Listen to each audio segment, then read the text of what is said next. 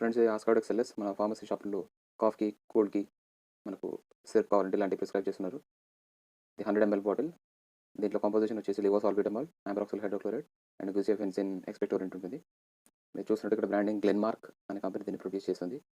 దీంట్లో మేజర్గా వచ్చిన components levosalbutamol sulphate, ambroxol hydrochloride, guaifenesin and flavoured base and colourant ఉంటుంది.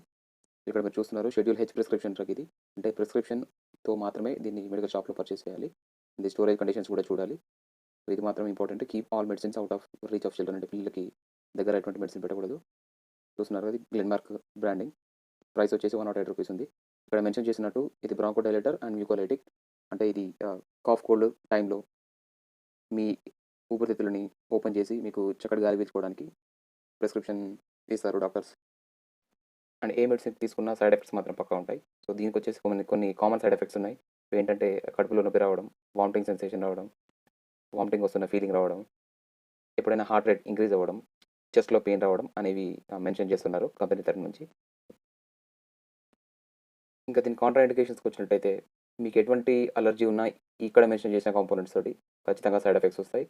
అండ్ మీకు స్టమక్లో ఎటువంటి అల్సర్స్ ఉన్నా, లేదా మీకు బ్రాంకోస్పాజం ఉన్నా, మీ థ్రోట్ ఎప్పుడైనా స్వెల్ అయి ఉన్నా ఈ మందును వాడకూడదని చెప్పి కాంట్రా ఇండికేట్ చేశారు దీన్ని.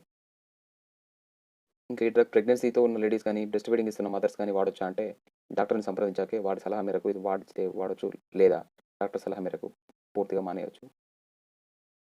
ఆల్వేస్ ఏ డ్రగ్స్ తీసుకున్నా మీ సొంత సలహాలకు, మీ సొంత ఆలోచనలతో ఏ డ్రగ్స్ కూడా వేసుకోకూడదు. డాక్టర్ని సంప్రదించాకే పూర్తి డిసీజ్ డయాగ్నోజ్ అయ్యాకే మందులను వాడండి.